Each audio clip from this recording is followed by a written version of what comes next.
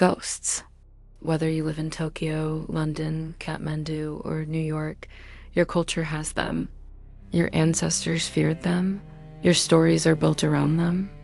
Billions of people, even in the age of science, satellites, and AI, still believe spirits walk among the living. Why? Why does belief in ghosts survive, even in advanced societies? Why do 4 in 10 Americans, and nearly 70% of people worldwide, say they've experienced something supernatural? This is the story of the human mind, our fears, our history, and the unexplainable moments we still can't forget.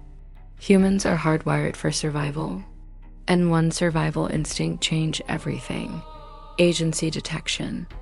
Millions of years ago, hearing a rustle in the bush meant one of two things: wind or a predator waiting to kill you. Guessing wrong meant death. So the brain evolved to assume intention behind every sound, every movement. We imagine someone watching us. We feel a presence. We think something unseen is near. This instinct, meant to save us, creates the perfect conditions for ghost belief. The brain whispers, if something moved, something caused it. Better safe than sorry. This ancient reflex survives in all of us.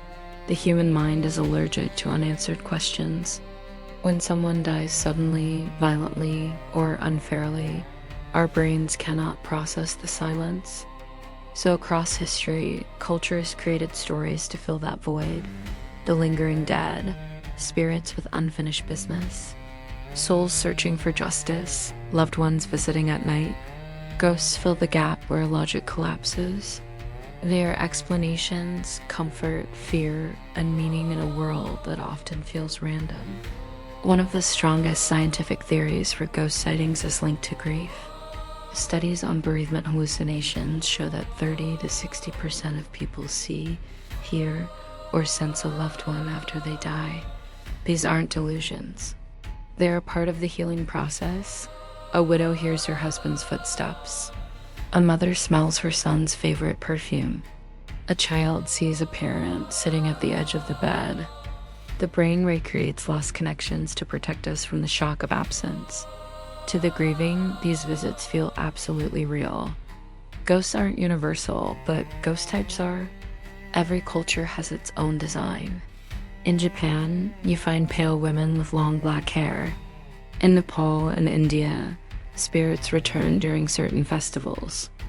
In America and the UK, it's all about haunted houses, cold spots, and poltergeists. In Norse regions, undead warriors refuse to stay down. The ghost you see is shaped by your religion, your movies, your folklore, and your childhood stories. This is why Americans fear haunted houses, but Japanese audiences fear a woman standing silently in a hallway. Belief follows storytelling. The human brain does not store memory like video. It stores fragments. When something strange happens, a sound, a shadow, a sensation, the brain pulls fragments from childhood myths, from movies, from cultural beliefs, and stitches them into a narrative. The brain is a storyteller. It doesn't show you what happened. It shows you what makes sense.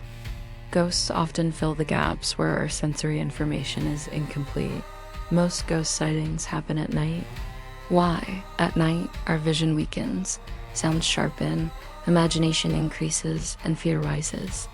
Our sleep cycles can also glitch. Many ghosts are actually experiences of sleep paralysis, a terrifying state between dreaming and wakefulness. You can't move, you feel watched, you see figures in the room, you hear whispers. Cultures interpret this differently. In Nepal, it's the bakshi, or spirits.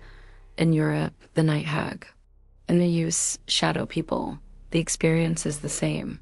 The ghost is cultural. Trauma leaves shadows. People who experience trauma often report apparitions, voices, unseen presences, and vivid dreams.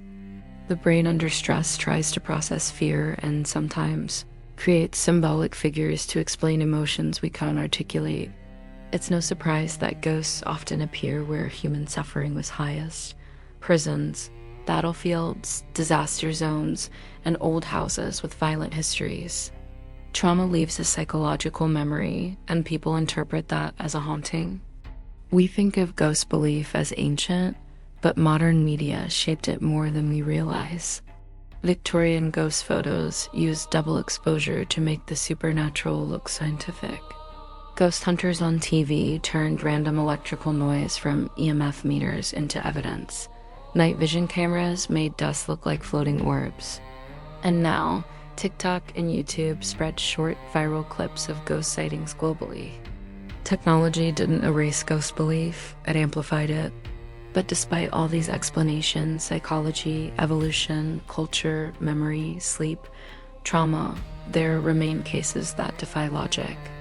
Multiple witnesses seeing the same apparition, animals reacting to empty rooms, ancient ghost stories that perfectly match modern accounts, sites where strange phenomena repeat for different people. Science can explain much, but not everything.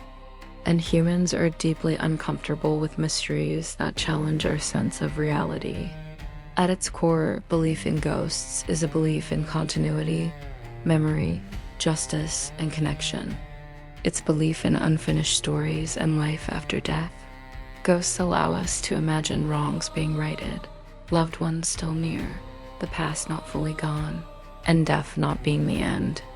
In a world full of loss and uncertainty, ghosts offer meaning when our hearts need it most. People don't believe in ghosts because they've seen one. They believe in ghosts because humans are built from stories, stories of fear, stories of love, stories of loss, stories of longing.